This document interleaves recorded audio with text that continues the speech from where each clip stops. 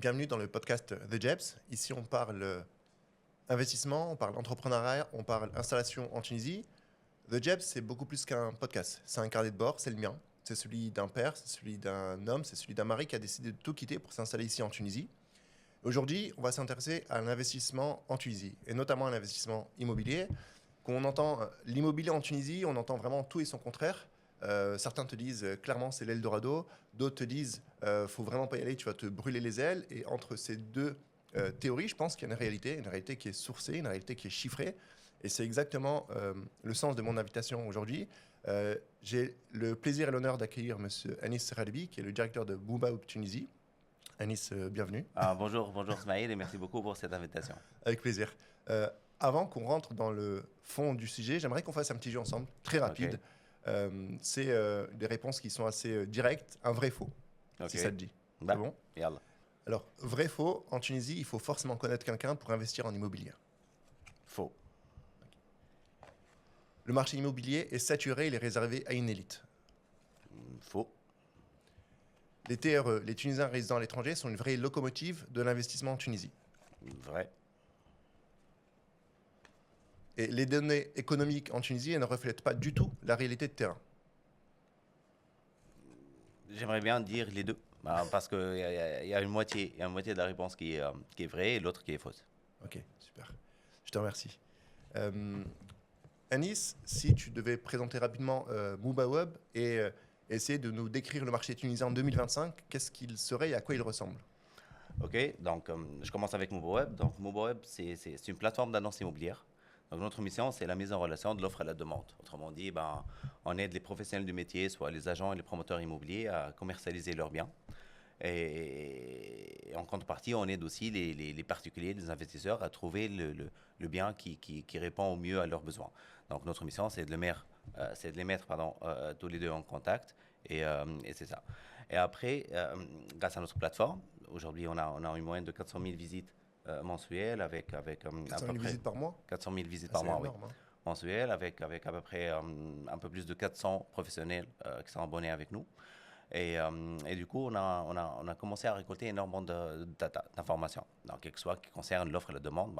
La demande, c'est les gens qui visitent le site et l'offre, c'est sans le listing des promoteurs et des agences.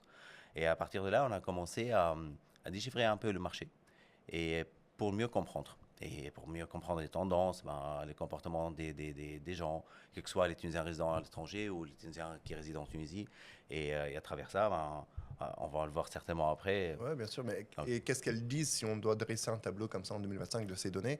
Est-ce que c'est un marché qui est haussier? Est-ce qu'il stagne? Est-ce que les gens ils achètent encore aujourd'hui en Tunisie? malheureusement, en ce qui concerne le nombre de transactions, cette information, on ne l'a pas. D'ailleurs, personne ne l'a en Tunisie, malheureusement. Par contre, nous, ce qu'on a remarqué sur notre plateforme, c'est que la demande, elle est importante et ça continue à grimper. C'est qu'aujourd'hui, le rêve de tout Tunisien, euh, c'est de finir la fac, avoir son diplôme, commencer à travailler, faire un peu d'épargne et acheter avoir une son maison, bien acheter un appart, une maison, un terrain, n'importe quel bien immobilier. Donc aujourd'hui, la demande, elle est là. Après le passage de la phase de recherche jusqu'à la transaction, euh, ça prend un peu plus de temps qu'avant. Aujourd'hui, on a aussi une moyenne entre 3 et 6 mois. Et entre la décision et l'achat, c'est ça? ouais, Ok. exactement. Donc ça prend entre 3 et 6 mois. Mais après, le nombre de transactions, ça, on ne l'a pas, malheureusement. Ok. Il y a l'INS, l'Institut national des statistiques, le dernier chiffre que moi je l'ai vu, c'était qui concernait Q1 2024. Et ça disait que ça baissait de 9%, le nombre d'achats. Donc, et ça, c'est dû à Facteur, plusieurs j'imagine. facteurs, plusieurs éléments. On va en C'est parler après. décortiqué Mais ensemble. Et est-ce que sur cette orientation d'achat, vous observez des, des thématiques qui sont plus importantes que d'autres? Est-ce que les gens aujourd'hui vont plus vers des appartements, ils vont plus vers des terrains, ils vont plus vers des maisons? Comment ça se... Je pense qu'il faudra sectoriser par région, j'imagine. ouais. Aujourd'hui, le bien immobilier le plus recherché sont les appartements. Et c'est très compréhensible vu leur budget, il est beaucoup moins important que des maisons ou dans des régions bien précises des terrains. Ça veut dire c'est qu'aujourd'hui, si on va acheter un terrain, et après, il faut penser au coût de la construction et ainsi de suite. Et ça va leur faire perdre du temps. Et s'ils n'ont pas le savoir-faire, ben, peut-être qu'ils auront des mauvaises surprises. Ouais. Alors qu'un appartement, c'est beaucoup plus simple, beaucoup plus facile, beaucoup plus rapide et surtout beaucoup moins cher. Et est-ce que ça s'observe sur une transition générationnelle? Est-ce que, par exemple, les nouvelles personnes qui vont vers l'acquisition immobilière, elles vont vers l'appartement alors que les anciens préféraient plutôt construire et bâtir? Oui, mais je pense que c'est pas par choix. C'est pas par choix. C'est pas par choix. C'est une contrainte imposée du marché. Exactement. C'est l'offre qu'on a aujourd'hui. Et l'offre, elle est étroitement liée au budget des personnes qui veulent acheter. Et aujourd'hui, les appartements, ils sont beaucoup moins chers que comme j'ai dit tout à l'heure, d'acheter un terrain et le construire. Mais il faut avoir les moyens. Il y en a des gens qui achètent encore des terrains et qui construisent. Mais ce n'est pas la majorité. La majorité aujourd'hui, ce sont les gens qui cherchent des appartements. D'ailleurs, aujourd'hui, sur la plateforme, il y a 65% des recherches de l'achat concerne les appartements. Ah oui, ok, donc c'est très significatif. C'est-à-dire que toute personne qui va demain, qui veut acheter un bien immobilier en Tunisie, se rend sur la plateforme et sur la volonté de recherche, elle se dirige vers des appartements. Exactement. Après, effectivement, en termes de, que ce soit sur le coût du terrain déjà, que ce soit sur le coût de construction, sur le coût de matière première, il y a énormément de freins sur un projet qu'on ne maîtrise pas totalement. C'est-à-dire que c'est aussi des fois les remontées que j'ai, dire finalement je vais acheter un terrain, je vais construire ma maison, mais j'ai rien contre les artisans, ils font, j'imagine, de leur mieux et de leurs possibilités, mais c'est les échos que j'ai sur plusieurs personnes, dire que il est ralenti par l'électricien, il est ralenti par le maçon, il est ralenti par un certain nombre de personnes sur les corps de métier même de la construction même, c'est-à-dire qu'ils sont pas maîtres de la construction, alors qu'effectivement ça va leur coûter beaucoup d'argent, beaucoup de temps, beaucoup d'énergie, beaucoup de frayeur, beaucoup d'allers-retours. Souvent les personnes, moi je discute beaucoup avec des théoriques qui font des allers-retours entre la France et la Tunisie pour dire finalement j'ai 2 semaines de vacances, mais ces 2 semaines de vacances je vais les passer juste à faire un Jim Schnarr par exemple. Ah oui. Et en fait c'est des échos qu'on entend soir, qu'effectivement si on passe par un bâti qui est déjà construit, qui est déjà clé en main si j'ose dire, on paye, on parlera peut-être plus tard des modalités de paiement, mais c'est beaucoup plus simple, c'est beaucoup plus accessible.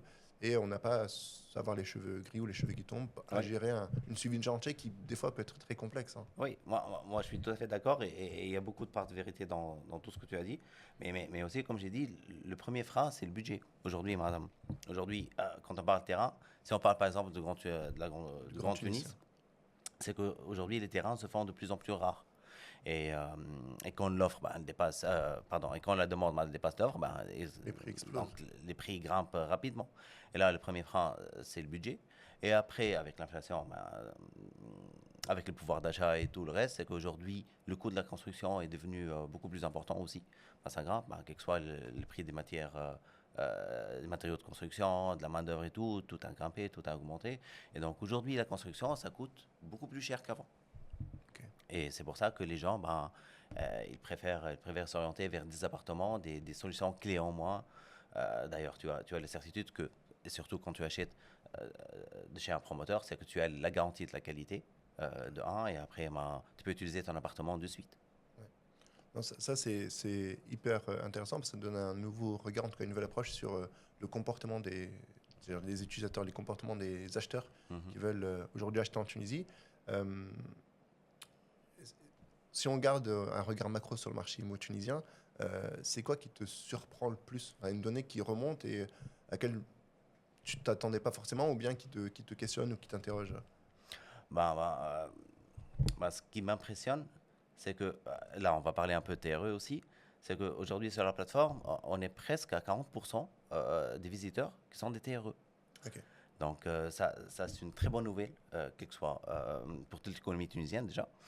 Et après, quand on dit 40%, ça veut dire c'est que le volume des investissements, il est aussi important. Et sur ces 40%, il y a 45%, donc presque la moitié, qui sont des TRE qui vivent en France. Okay. C'est vrai que j'ai vu, j'étais passé au bureau et m'avait montré une infographie qui était hyper parlante. C'est vrai que sur le volume de recherche qui a été fait sur votre site, c'est que 40% ou 45%, j'ai plus exactement le chiffre en tête, on mettra l'infographie, provenaient de France. Exactement. Et parmi ces acheteurs, effectivement, la majorité recherchée dans le Grand Tunis, je crois. Ouais. Et c'est vrai que c'est des données qui sont impressionnantes parce que je pensais, en tant que fils d'immigré qui est parti en France et qui, moi ici, je suis revenu en Tunisie, qu'il n'y avait plus forcément cette volonté des personnes qui sont là-bas d'avoir un bien en Tunisie. Ce serait quoi leur comportement, ce vers quoi ils tendent, ces personnes-là? Est-ce qu'ils veulent des terrains? Est-ce qu'ils veulent des maisons? Est-ce qu'ils veulent des apparts? Est-ce qu'ils veulent être proches des stations balnéaires? Comment ça se je te sound? dis, je te dis ce que nos études nous ont révélé. Il y a 62% des TRE qui sont à la recherche des appartements. Et après, il y a 20% qui cherchent des villas. Et le reste, 18%, qui cherchent des terrains. Et là, sur les appartements, il y a presque la moitié, 43% qui cherchent des S2. Ensuite, 29% qui cherchent des S3 et 21% qui cherchent des S1. Là, ce que je comprends, c'est qu'aujourd'hui, quand on dit appartement et petite superficie S1, S2, là, tout de suite, je comprends qu'il y a de plus en plus de TRE qui veulent investir. Et non seulement d'avoir un pied-à-terre, mais aussi d'avoir un bien à louer. Et comme ça, ça sera une autre source de revenus pour eux. Et surtout, aujourd'hui, si on fait la conversion des devises entre l'euro et le dinar, mais c'est beaucoup plus accessible pour les TRE que pour le Tunisien. Et donc ça représente une très bonne solution pour eux. Et après, où est-ce qu'ils cherchent? C'est nos Tunisiens qui résident à l'étranger. La première position, ils cherchent à Laouina. En Grand Tunis. Sur toute la Tunisie, c'est Laouina qui reprend. C'est le top 1 de quartier, c'est Laouina. Ouais, c'est le top 1 de quartier. C'est un quartier que j'ai pas du tout vu émerger. Moi, j'ai grandi vers Eliane. Et de tout temps, je me suis posé la question, qu'est-ce qui se passe à Laouina? Et en fait, c'est un quartier qui était juste derrière chez nous. Et en fait, au fur et à mesure des années, plus je rentrais, plus ça se densifiait. Et là, clairement, tu viens de me dire que c'est le quartier qui est le plus recherché, numéro 1 par les Français résidant dans les trois. Mais jusqu'à aujourd'hui, Laouina, il est en pleine transformation. Il y a énormément de grues. Quand tu vas voir énormément de grues, il y a énormément d'immeubles en cours de construction. C'est un quartier qui est en pleine transformation aujourd'hui. Ouais. Donc, en première position, on a Laouina. Ensuite, on a les jardins de Carthage. Ensuite, on a Ain Zarouin Nord, Sokra, Cité Nasser. Ensuite, on va aller à Hammamet Nord et Hammamet Sud. On revient à la Marsa, les berges de lac 2 et le Manza 9C. Donc là, tout est concentré sur Tunis en fait. On va dire 80%. Exactement. À part Hammamet, la majorité des personnes qui font des recherches sur le site recherchent sur le Grand Tunis. Et c'est explicable parce qu'aujourd'hui, disons que je ne dis pas que Agerba ou Assous, à Monastir, qui ne sont pas des bons investissements, mais la demande elle est beaucoup plus importante à Tunis qu'en d'autres villes. Et là, ces quartiers-là que j'ai cités, ils sont les mêmes quartiers que même les Tunisiens qui résident en Tunisie qui cherchent. Donc ça, ce sont les quartiers les plus demandés.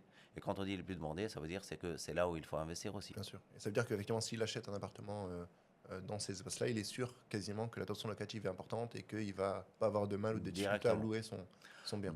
Oui, parce qu'aussi, aujourd'hui en Tunisie, on le sait tous, le logement il est devenu moins accessible pour les résidents. La partie achat ou la partie location? Sur partie achat. Là, je parle de l'achat. Et donc, du coup, du moment où l'achat il est devenu moins accessible, donc du coup, les gens s'orientent vers la location. Et donc là, le marché de la location aussi, il a grimpé. Donc, il y a une forte demande de location. Et surtout dans ces quartiers-là, parce que ces quartiers-là sont les quartiers les plus accessibles, c'est là où on trouve le plus de commodités aussi. Donc, ce sont les quartiers les plus recherchés. Et du coup, la location dans ces quartiers-là, il a très bien augmenté. Donc, ce qui est intéressant dans ce que tu dis, c'est qu'effectivement, en fonction du profil qui recherche un investissement ou bien un pied-à-terre ou bien un terrain en Tunisie, il y a différents, on va dire différents profils. Mais sur la personne qui cherche effectivement peut-être des petites surfaces à louer, est-ce qu'en termes de rentabilité, c'est intéressant dans ce quartier? Enfin, vous êtes spécialiste du prix, vous connaissez exactement le prix d'achat et le prix de location. Moi, je me pose la question, juste en observant comme ça de façon extérieure, sur les prix sur ces zones-là, sur Ain Zarouin, sur Jardin de Carthage. Est-ce que c'est rentable? Est-ce que c'est intéressant économiquement, au-delà de l'aspect émotionnel de dire ok, je vais avoir un bien en Tunisie, de façon factuelle, si on prend les prix d'achat et on prend les prix de location, est-ce qu'on a un rendement intéressant à la fin? En fait, le rendement sur l'habitation, il n'est pas vraiment très intéressant. Aujourd'hui, on parle sur une moyenne d'entre 5 et 6% sur l'habitation. Et donc 5-6%, réellement, c'est pas très rentable, c'est pas très intéressant. Mais quand on ajoute la valorisation du bien, c'est là où ça devient intéressant. Parce qu'aujourd'hui, en moyenne, selon nos études, depuis 2021, le prix de l'immobilier il est en train d'augmenter entre 7 et 9% chaque année. Par an. C'est beaucoup, ça. C'est énorme. C'est énorme. Et donc, si tu rajoutes ces 7% à tes 5% d'augmentation et tout, on sera sur les 14. Okay. Donc, dans Donc ce ouais, cas-là, il y a aussi une optique, finalement j'achète dans des espaces qui sont en forte valorisation. Mhm. Pour dire que si demain je veux vendre, ce sera intéressant pour moi, j'en ai pour mon argent et je peux récupérer mon argent Exactement. je veux dire, assez facilement à la vente. Et, ok, c'est hyper, hyper intéressant d'avoir ces retours et ce regard-là. Juste sur la question de la vente, Mhm. c'est une question que je me pose, par exemple, si une personne elle va acheter dans ces zones qui sont émergentes, Mhm. sur une résidence avec des belles finitions, du haut standing comme on qualifie ici en Tunisie, euh, est-ce que les nouveaux acheteurs ou les nouveaux arrivants, ils vont acheter ce qu'on appelle du second main, c'est-à-dire qui a été habité, qui a été Mhm. loué, et lui, il a la possibilité de le vendre derrière? En fait, c'est ça ma crainte, c'est de dire, ok, j'achète par exemple sur Jardin Carthage, qui est en train de monter, OK. euh, je le loue pendant 3 ans, 4 ans, 5 ans, à la 5e année, je veux le revendre. Est-ce que l'acheteur qui va arriver à 5 ans plus tard, il va pas se dire, mais finalement, moi, je veux plutôt acheter un produit qui est neuf ou qui sort de terre ou qui est neuf, et pas reprendre un produit de seconde main? Mais c'est normal. Si ces personnes-là, elles ont le budget pour acheter du neuf, bah, certainement qu'elles vont acheter du neuf. Mais là, la différence entre le neuf et l'ancien, ben, c'est le budget aussi. Parce qu'il y a toujours une différence entre 1000 et 1500 dinars. Bon, si on prend le cas de Jardin Carthage, je peux même donner les prix, les prix de vente de Jardin Carthage. Donc, sur le neuf, on est en moyenne sur 5460 dinars, Du mètre. le mètre carré, sur Jardin Carthage. Et l'ancien, on est sur 4540 dinars, en moyenne. Et là, on part de moyenne. Hein. Ça veut dire Oui, une qu'il y a moyenne, plus, il y a moins. oui, il y a plus et il y a moins, mais c'est-à-dire que Exactement. c'est une moyenne qui est quand même à 5 dinars du mètre. Exactement. Et donc là, on parle d'une différence de 1000 dinars Donc sur si le je veux mètre un carré. S plus 2 de 100 mètres carrés, j'en ai pour plus de 500 000 dinars. Ouais. Non. Ça se loue combien à peu près? C'est Pour les S2, un S je vais plus te 2 à donner peu aussi. près. Je garde pas maintenant tous les chiffres. Ouais, non, bien sûr, dans l'année. juste avoir Mais un je ordre pense, d'idée. si je dis pas de bêtises, en Jardin Carthage, les S2 se loue en moyenne entre 1800 et 1900 dinars le mois. Ok. Et du coup, oui, ça reste toujours intéressant. Et comme j'ai dit, si tu rajoutes la valorisation du bien, bah oui, ça devient extrêmement intéressant. Mais après, ben, il faut suivre aussi la demande de marché. Ben, il faut suivre les tendances. Donc, c'est Il très faut... important de savoir où investir au début. Ouais, exactement. Mais c'est bien qu'on parle des zones et des points de vigilance. C'est- Toi qui vois beaucoup de TRE venir vers votre plateforme, ce serait quoi les mauvais réflexes qu'ils aient en tant que personne qui, ok, ils ont un peu d'argent, ils veulent investir, et ce que tu perçois comme élément d'erreur ou d'écueil ou de mauvais réflexes qu'ils ont sur l'investissement en Tunisie? Parce qu'ils ne connaissent pas forcément beaucoup le marché, Ok. ils arrivent peut-être forcément avec des a priori ou bien des on-dit, ils sont souvent pressés, j'imagine, je sais pas. En fait, nous, chez Mobile, on ne fait pas de transaction, on n'est pas en contact Ok. direct avec les personnes, mais quand je discute avec mes amis, que ce soit des agents, des promoteurs, c'est qu'il y a beaucoup de TRE qui viennent, par exemple pour des vacances, pour faire des visites et tout. Un, ils ne se donnent pas le temps nécessaire pour faire vraiment la bonne recherche. Ça veut dire quoi la recherche? C'est qu'aujourd'hui, on va sur la plateforme, MOBA ou autre, et on doit faire une shortlist. Et là, il faut prendre des rendez-vous et aller les voir directement, que ce soit directement des promoteurs ou les agences. Et après, quand on a un coup de foudre, mais il ne faut pas se précipiter. Et c'est là l'erreur où beaucoup de monde le fasse. Ça veut dire qu'ils tombent dans la précipitation, donc ils achètent vite, sans même consulter les professionnels. Je veux dire, un avocat ou un Un notaire. avocat ou un notaire. Exactement. Et là, et après, ils se retrouvent dans des problèmes. Donc, problématique. Souvent, effectivement, la vitesse, elle n'est jamais source de bons Non. conseils. Et très souvent, je disais ça, c'est que une personne qui vient, je dis n'importe quoi, 2 semaines en vacances ici à Bizerte et qui, belle vue mer sur l'intérieur de son appartement et qui se précipite. Exactement. Premièrement, les prix sont souvent un peu surévalués l'été. Enfin, pas forcément surévalués, mais en tout cas, ouais. ça veut dire que, sachant qu'il vient de l'étranger, souvent les prix qu'on va lui annoncer à lui comme ça sur une période de vacances où la personne ne le connaît pas directement, les prix sont pas forcément au juste prix du marché, c'est ça que je veux dire. Ok. Et ensuite, il n'a pas le temps effectivement de faire tous les points de vérification, que ce soit avec un avocat, que ce soit avec un notaire, Exactement. sur l'emplacement, sur le bornage si c'est un terrain, sur énormément sur les titres aussi, énormément de problématiques. Exactement. Il faut consacrer du temps et allouer le temps suffisant pour faire les recherches et consulter les professionnels. Parce qu'aujourd'hui, les TRE, ils viennent pour 1 ou 2 semaines de vacances. C'est leur droit aussi d'aller à la plage, profiter, voir la famille et tout. Mais Complètement. on peut pas allouer juste une seule journée pour faire ma télévisite et prendre une décision. C'est très peu. Et souvent, il y a de la pression qui se met derrière. Le semaine il a déjà été visité, il y a beaucoup de monde, il y a eu beaucoup d'offres qui ont été dessus. Pour essayer de démêler le vrai du faux, c'est un peu complexe. Et c'est pour ça que franchement, la plateforme, elle est hyper intéressante. Et d'ailleurs, les données que tu remontes, elles sont parlantes. C'est que la majorité des personnes qui veulent investir, elles passent par la plateforme. Beaucoup de Français y passent. Et ça nous permet d'avoir un regard qui soit le plus large possible sur les prix, sur la tension locative, sur les zones émergentes. On parlait tout à l'heure des zones. Je sais que voilà, c'est difficile d'avoir des données sourcées ou chiffrées, mais si tu observes comme ça le marché tunisien avec une loupe de haut, est-ce que tu visibiliserais des zones qui seraient en train de monter éventuellement en Tunisie? C'est une question très complexe en fait. Okay. Parce qu'aujourd'hui, les inconnus sont par exemple comme l'Arwina, Carthage, Zarouane, le Manzah, le Nasser, le Hamamet aussi, Salou, le 4 à Sousse et Gerba. Tous ces quartiers-là, ils sont connus, ils sont en pleine ascension maintenant. C'est que la demande, elle est énormissime sur ces quartiers-là. Malheureusement, c'est qu'on n'a pas une visibilité sur des nouveaux quartiers qui vont émerger. Exactement, qui vont émerger ou qui vont être construits ou un truc. C'est qu'aujourd'hui, on manque aussi d'informations.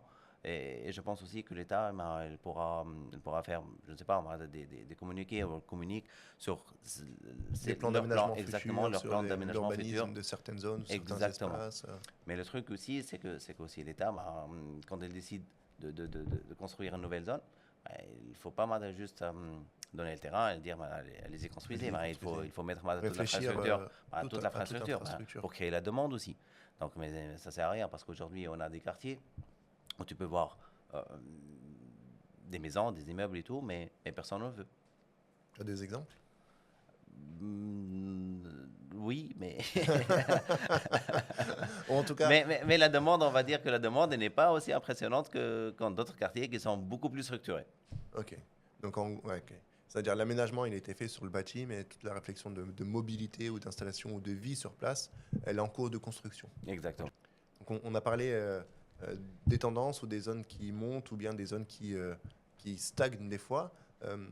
Est-ce que l'usage, il a aussi été modifié en Tunisie? Par exemple, est-ce qu'il y a plus de personnes ou d'investisseurs qui vont dans des projets, par exemple, de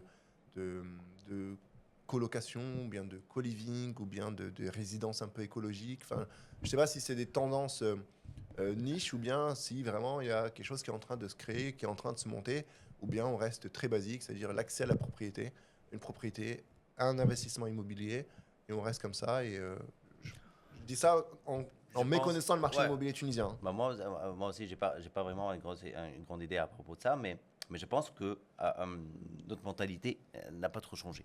Okay. Ça veut dire c'est que oui, la colocation, ça existe, mais je pense pas que ça existe en nécessité. En nécessité, et principalement pour les étudiants. D'ailleurs, il y a des plateformes qui sont dédiées à ça. Okay. Donc de un. Mais sinon, aujourd'hui, il y a une autre réalité. Je pense qu'on va être obligé d'y aller vers elle, c'est que les tiny houses.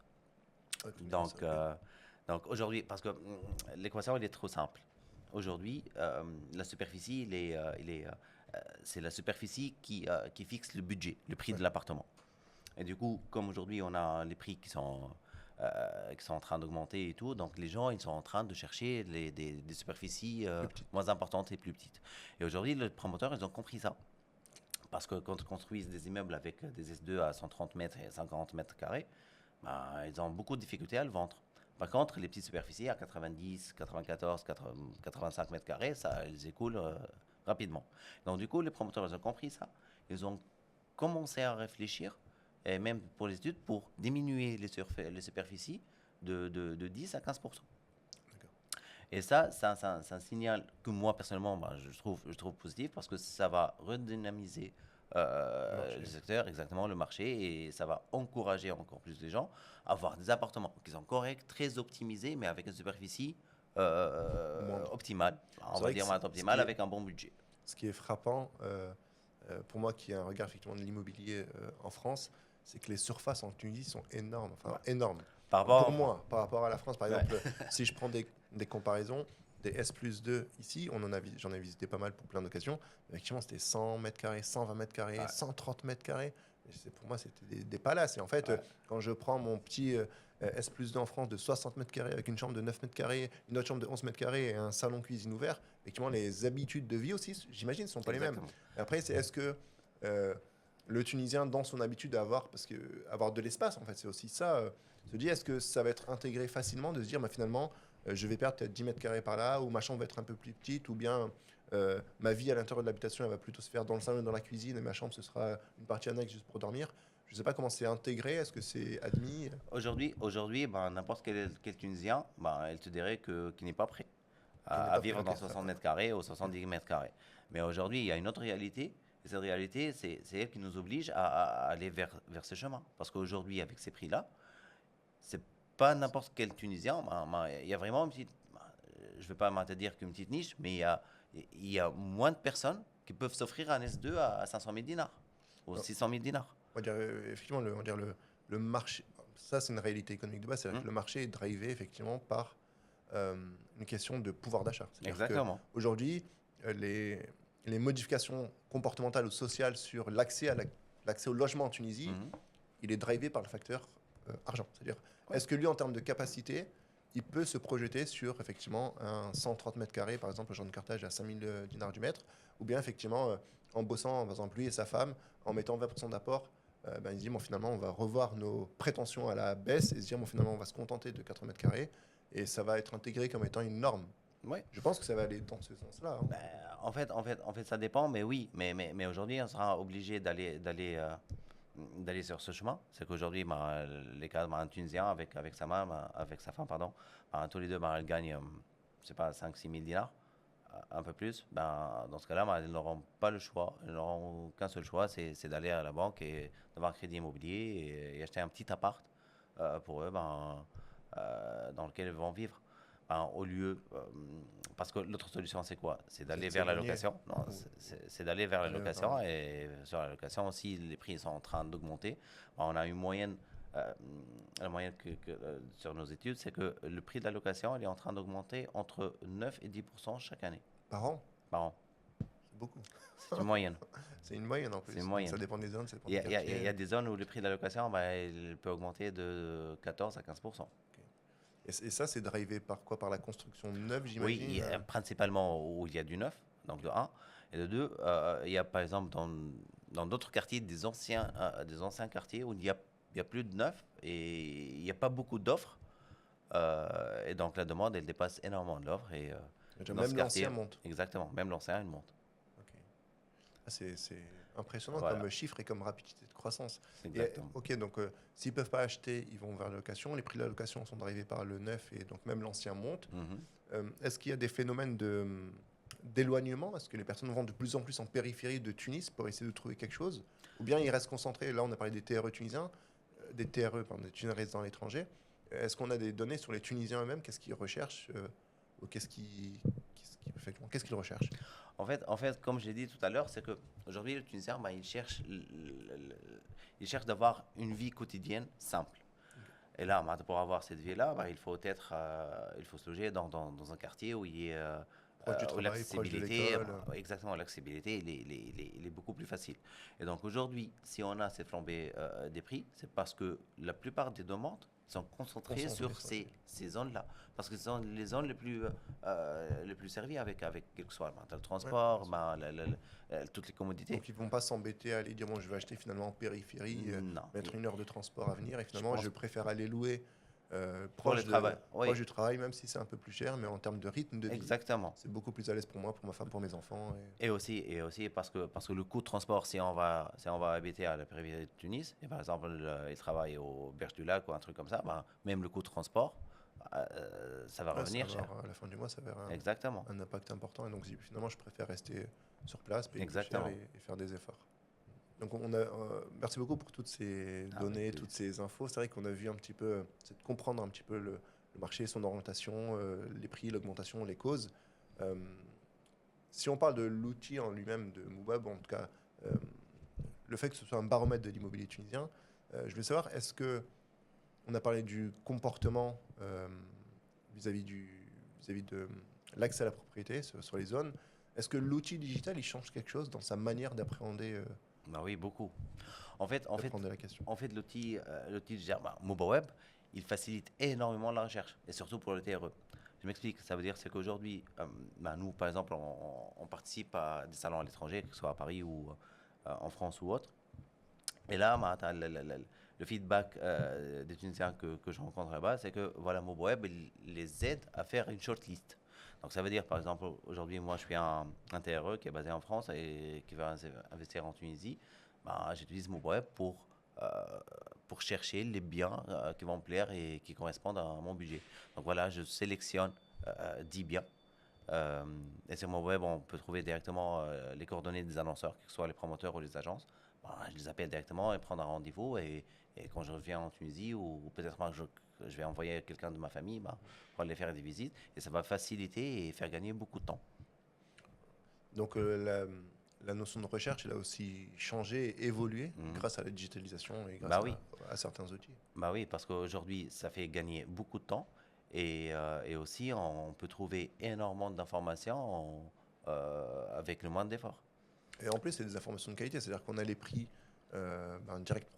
les prix affichés du promoteur, on a les prix de location, ça nous permet aussi d'avoir une vision globale de certaines zones. Exactement. Et vous avez fait aussi un travail, vous avez un blog aussi, je crois, dans lequel il y avait des informations, c'est ça? Exactement. Donc, on peut essayer de creuser un petit peu, essayer de comprendre un petit peu plus le marché tunisien, parce que c'est des décisions importantes, c'est-à-dire que moi, je suis en France depuis, je sais pas, 10 ans, j'ai un petit capital de côté, je veux rentrer en Tunisie pour investir. Il faut que ce choix il se fasse de façon lucide, de façon claire et de façon informée, de façon sourcée la plus sûre possible, quoi. Exactement. En fait, comme je l'ai dit tout à l'heure, c'est que on a beaucoup d'informations, beaucoup de data, et on a décidé avec l'équipe de faire profiter tout le monde. C'est qu'aujourd'hui, n'importe quelle personne elle peut entrer sur le site, et elle va aller sur le blog, et là, elle va trouver un dossier de data où on peut trouver les études depuis 2020, et on peut même avoir l'évolution du marché.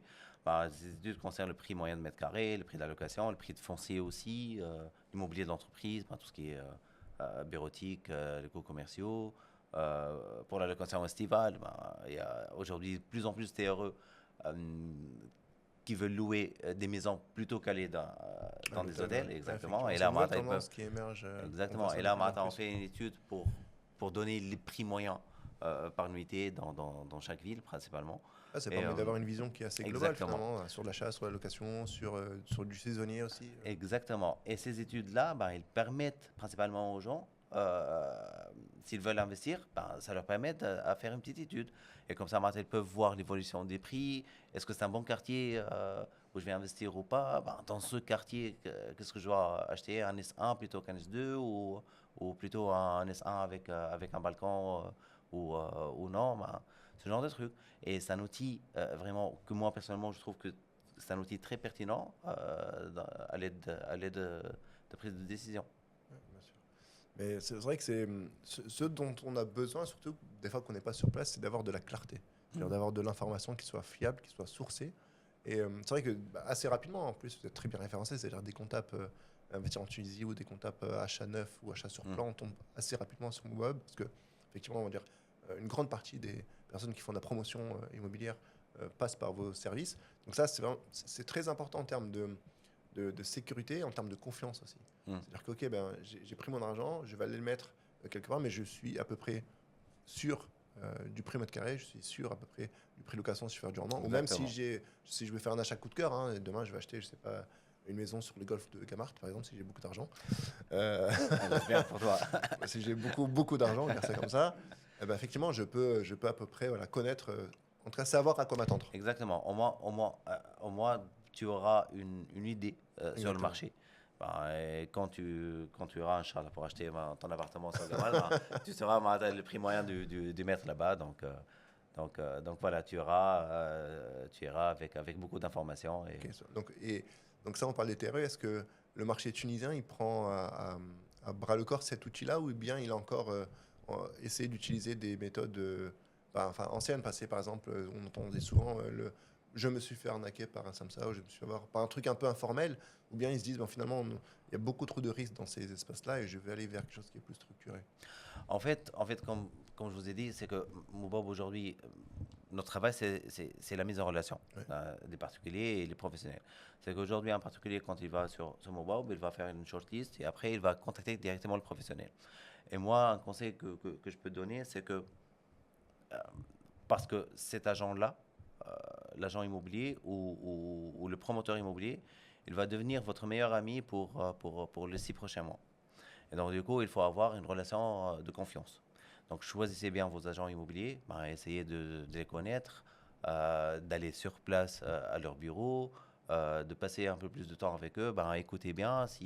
Et après, moi, ce que je conseille aussi, c'est d'aller voir, non pas un seul, mais aller voir deux, trois, quatre, Exactement, pour faire un peu le comparer, tour, comparer, comprendre un exactement, petit peu, comparer et après, vous allez prendre sa décision. avec la personne en qui vous avez eu Le plus meilleur confiance. feeling et Exactement, la le meilleure des meilleur profil. confiances, effectivement. Parce que quand il Exactement, s'agit d'argent, il faut vraiment faire très attention. exactement. Et si tu peux nous donner justement 3 conseils que tu donnerais, tu en as cité là quelques-uns, à un investisseur intérieur par exemple qui maîtrise un peu moins le marché qu'un local, enfin un Mhm. local, il est aussi tunisien, mais en tout cas qui fait peut-être des allers-retours ou qui n'a pas beaucoup de connaissances du marché tunisien, ce serait quoi dans ce Moi, passage je à dirais l'achat? la première chose, ne pas tomber dans la précipitation. Donc, il faut prendre son temps. Ensuite, ben, il faut bien allouer le temps pour la recherche. C'est un peu comme j'ai dit tout à l'heure, ben, il ne faut pas juste venir pour les vacances, voir la famille, oui, mais allouer une seule journée, c'est très peu. Moi, ce que je recommande, c'est d'allouer 3 journées ou 4 journées entières pour la recherche. Parler avec beaucoup de monde, avec le plus de monde possible, que ce soit des promoteurs ou des agents, et comparer.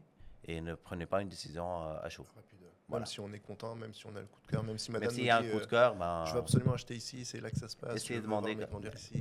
Même si vous avez eu un coup de cœur, essayez de parler à votre frère, à votre Ouais. cousin, à votre ami, à votre Quelqu'un qui est un femme, peu un plus truc. décentré du Exactement, avec un sujet, œil extérieur. Et comme ça, Martin, il pourra. Peut-être que lui, il a vu des trucs ou des choses que nous, on n'a pas fait attention parce que Exactement. là, on était complètement pris émotionnellement. En fait, on n'a pas Exactement. le temps, on n'a pas le recul, et c'est souvent là où on fait C'est exactement ça. les plus grandes erreurs. Donc, on a parlé digital, on a parlé changement de règles un petit peu, des usages et des comportements des personnes qui veulent acheter. Euh, si on parle un peu de vision ou d'avenir du marché tunisien, qu'est-ce qu'il est, qu'est-ce que ça donnerait là, si on prend une échéance court, moyen, long terme, ou on va dire aller à 5 ans par exemple, qu'est-ce que ça pourrait donner? Donc on Moi, avait déjà des zones qui sont très tendues, très en demande. ouais. Moi, je dirais que, en fait, le logement, ça reste toujours un besoin de première nécessité. C'est que tout le monde a besoin d'un toit. Et ceux qui peuvent acheter, ben, ils vont en acheter. Et ceux qui ne peuvent pas, ben, ils vont louer. Mais ils vont louer d'une autre personne qu'on en a déjà acheté. Et donc, du coup, moi, je dirais, c'est que sur les années à venir, la demande, elle va continuer à croître. Donc, la demande, elle va continuer à augmenter. Les offres, elles vont être plus diversifiées. Et je pense qu'ils vont être beaucoup plus adaptés à la demande. Comme on a parlé tout à l'heure, c'est par rapport à la À la superficie. Donc, superficie. exactement. Et donc, le budget va être beaucoup plus accessible et beaucoup plus intéressant.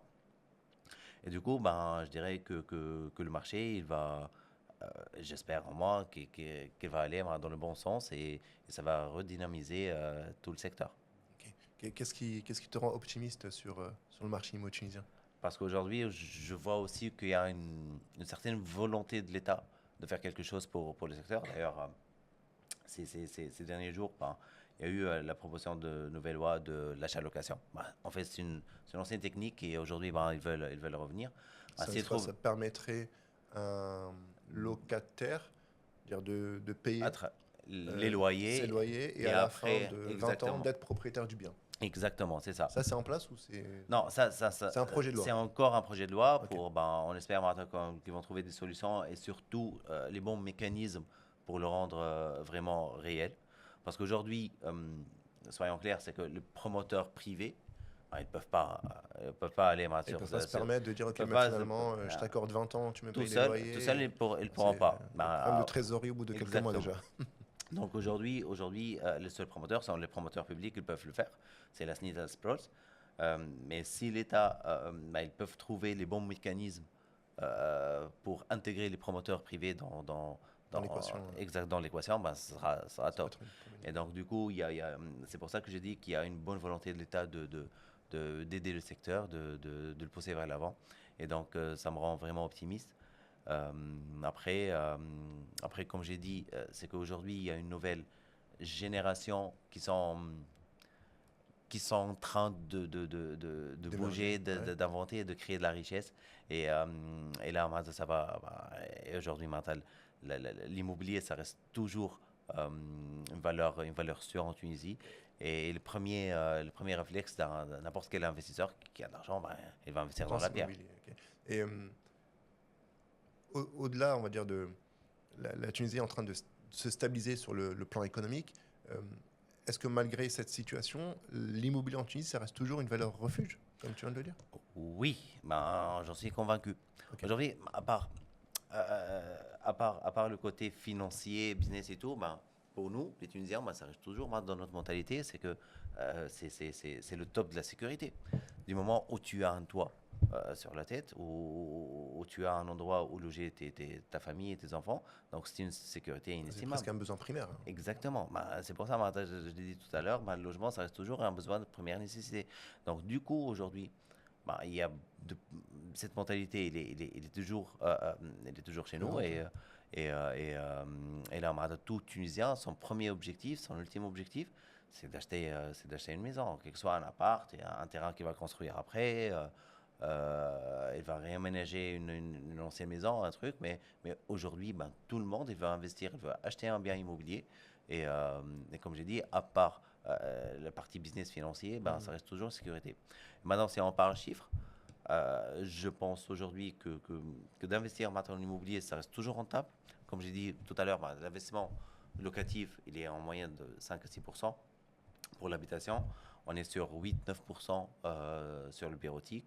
Et aux alentours. L'immobilier commercial est plus rentable que les Exactement. habitations. Exactement. Sur le bureautique, on est 8-9%. Et sur le commercial, on est sur 10-12%. Donc, ça reste toujours intéressant. Et si on ajoute la valorisation du bien, tu achètes aujourd'hui, tu vends après Dans 5 des zones ans, il qui y sont aura une petite émergentes, ouais. augmentation de la valorisation. Exactement. Et là, ça reste toujours très intéressant. À condition qu'il faut bien choisir Ouais. ce qu'on Donc, doit acheter dès le pas, début. pas de Où acheter et précipitation, qu'est-ce qu'on va acheter. faire une vraie étude de marché, être accompagné, Exactement. lire les données de façon profonde. C'est vrai, tu as parlé du projet de loi là, qui a été proposé pour l'achat-location, mais on avait aussi enfin, c'est-à-dire c'est gagnant-gagnant pour faciliter aussi l'accès à la propriété, Mhm. parce qu'effectivement aujourd'hui le coût de financement est un des principaux freins à la croissance du marché. C'est qu'il y a aussi des promoteurs privés qui permettent, avec un certain apport, de payer son appartement sur 2 3 ans. Ça, c'est des ventes sur plan essentiellement, mais ça Oui. veut dire qu'il faut aller sur du secteur qui est essentiellement neuf. Mais Uh-huh. les zones se font de plus en plus rares et les prix montent de plus en plus. Et c'est aussi peut-être une alternative de dire, ben ok, le, le coût de financement est très important pour moi.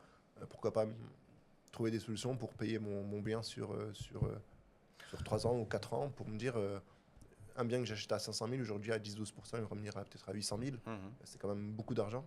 Exactement. C'est-à-dire, si je peux économiser ces 400 000 dinars, c'est quand même bien. En fait, moi, je trouve que c'est une excellente alternative parce qu'aujourd'hui,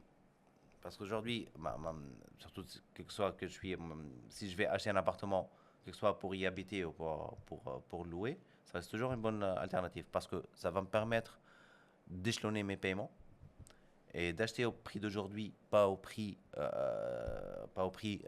quand l'immeuble sera fini. Parce que entre-temps, les matériaux de construction ils vont augmenter, la main-d'œuvre elle va augmenter, peut-être qu'il y aura des nouvelles taxes, je ne sais pas, mais ce qui est sûr, c'est que le prix il va augmenter d'une année à une autre, même en cours de construction. Donc si j'achète aujourd'hui, au prix d'aujourd'hui, ça reste toujours une très bonne alternative. Et comme ça, j'aurai beaucoup plus de temps pour échelonner mes paiements. Et à la fin, si je serais obligé d'avoir un crédit, ben, je vais avoir un crédit avec un Sur une montant durée plus moins petit. longue. Exactement. Sachant que le crédit en Tunisie, il coûte entre 10 et 12%. Ouais. C'est énorme. Et du moment, si je prends le moins possible, je serai gagnant. Intéressant. Exactement. Bien sûr. Ok. Hein? Donc, on a parlé, voilà, d'avoir une vision un peu macro du marché tunisien, à savoir à quoi il ressemble, les tendances émergentes, ce vers quoi les personnes vont. On a vu les chiffres précis des TRE et leur volonté de recherche beaucoup sur Tunis. Euh, en termes concrets de passage à l'action pour un projet d'achat, Mhm. comment ça se concrétise ou comment ça se matérialise? En tout cas, pour un TRE, on sait qu'il bénéficie davantage. Est-ce que vous pouvez même brièvement nous expliquer à quoi ça correspond. En fait, pour moi, il y a deux grands avantages qui sont accordés au TRE, pardon. C'est que le premier avantage, c'est que le frais d'enregistrement, il est fixé à 1% seulement, à condition que le 100% des montants, il doit être envoyé en devise. Donc, il faut avoir des montants en devise à travers la Banque centrale et acheter le bien à 100% en devise et comme ça, il pourra bénéficier de 1%. Ça, c'est le premier avantage. Le deuxième avantage pour le TRE, c'est que euh, plutôt, s'ils font une fiche d'investissement, ça veut dire d'aller faire la procédure. C'est une procédure toute simple qu'ils peuvent faire Ça se fait sur avec les Internet, je avocats. crois, non? Pardon? La fiche d'investissement, ça se fait sur Internet ou ça Non, ça se fait, c'est une procédure toute simple qui se fait avec l'avocat avec l'avocat? directement. Et cette fiche d'investissement-là, elle va permettre aux Tunisiens résidant à l'étranger, si un jour ils veulent vendre leurs biens, ils auront le droit de rapatrier leur argent aussi. De En sortir France, l'argent de la Tunisie exactement, vers d'une façon le pays dans légale lequel et tu- 100%. 100% de ton argent, tu Il n'y aura pas pourras de le taxation sur rapatrier. la vente? Non. C'est-à-dire, aujourd'hui, j'achète n'importe quoi à 300 000, je le revends 600 000. C'est-à-dire les 300 000 euros de gap, sur 20 ans, je dis n'importe quoi, hein. Non, mais attends, si vous avez, si vous avez l'impôt sur la plus-value immobilière, Ah vous oui, devez le payer. ok. Exactement. Mais tout le reste, Ok. tout l'argent qui est dégagé de cette vente, vous Ok. pouvez le rapatrier en devise Oui, directement. ok. Mais après, On c'est peut le l'impôt sortir et du tout. pays. Exactement. Ok. Mais après l'impôt sur la plus-value immobilière, il est fixé à 10% par an. Donc ça veut dire c'est qu'aujourd'hui, moi, j'achète à 100 000. Si je l'ai vendu à 110, je ne paie rien. Ok. Si je l'ai vendu à 115, je vais payer, je pense. Je ne vais pas donner un chiffre, mais je vais payer uniquement, je pense, entre Au 2%, pourcentage, ouais, un truc comme ça, 2 ou 3% sur les 5 000. Donc, sur réellement. ce qui dépasse les 10%. Exactement. Tout ce que c'était pas sur les 10%. Mais tout le reste, mais les 110 000, Bien sûr. je pourrais le rapatrier directement en France ou dans le pays où, C'est un où je très très réside. bon avantage et c'est vrai que c'est surtout des tips ou des points de vigilance à faire attention, à se dire que finalement quand on va acheter, il faut vraiment essayer d'être accompagné Mhm. pour essayer effectivement aussi créer cette fiche d'investissement, pouvoir rapatrier l'argent si demain on veut vendre ou bien pour bénéficier des droits d'enregistrement importants. Exactement. C'est des points de vigilance auxquels il faut Non, vraiment faire attention. je pense que sont C'est un avantage important, deux hein. avantages très, très majeurs pour les TRE et pour les encourager aussi à venir et investir en Tunisie. Et en cas de problème, si demain, je ne sais pas, pour une raison ou pour une autre, tu veux retourner en France ou en Allemagne ou n'importe quel autre pays, tu tu serais pas interdit de rapatrier ton argent.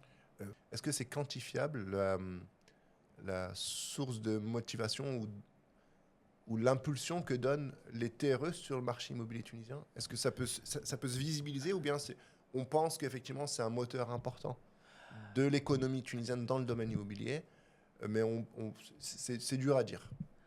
En fait, c'est quantifiable, malheureusement. On n'a pas, moi personnellement, je n'ai pas de données chiffrées, mais, euh, mais par hasard, hier j'étais avec un ami promoteur. On parlait, il m'a dit 75%. Il vient de finir son immeuble, il vient de finir la commercialisation. Il m'a dit 75% des appartements qu'il a vendus, il les a vendus à des TRE. C'est fou ça, 75. 75%.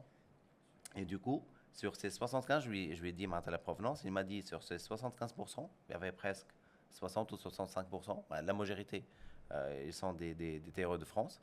D'accord, Et ensuite, il y a les Émirats et l'Arabie Saoudite. d'accord. Ces trois pays. Donc du coup, et le reste, il m'a dit pour les Tunisiens qui résident ici. Bien sûr. Et donc, du coup, oui. Ça impulse une vraie dynamique, c'est-à-dire que si un promoteur il réussit effectivement à vendre son produit à 100% au prix auquel il a annoncé et que ça s'est vendu, c'est-à-dire Mhm. qu'effectivement derrière le marché il va suivre, Bah il va oui. essayer de se corriger, il va essayer de s'aligner pour dire finalement voilà, ces prix de marché, ça s'est vendu, finalement le prix va être celui-ci. Et donc sur de l'acquisition, sur du neuf, sur de la location, enfin il y a vraiment tout un cercle qui est impulsé effectivement par une Exactement. entrée d'argent par des TRE. Exactement. C'est hyper intéressant. Merci beaucoup, Anis. Avec grand plaisir. On a ouais. pu vraiment essayer de comprendre un petit peu et d'avoir une vision globale et large de ce que c'est aujourd'hui l'investissement immobilier en Tunisie sur les secteurs, sur la psychologie, sur la modernisation et l'outil digital. Un grand merci à toi. Merci d'avoir Merci accepté à cette toi aussi et invitation. merci pour cette opportunité et cette invitation. Merci C'est bien. trop bien. On arrive sur la fin de cet épisode de The Jebs. C'est le podcast qui te permet de comprendre les réalités de terrain. On invite chaque semaine des experts pour partager avec nous leur expertise. N'hésite pas à t'abonner, à liker, à partager, parce que cette aventure, on l'a construit ensemble. Merci encore, Anis. Merci.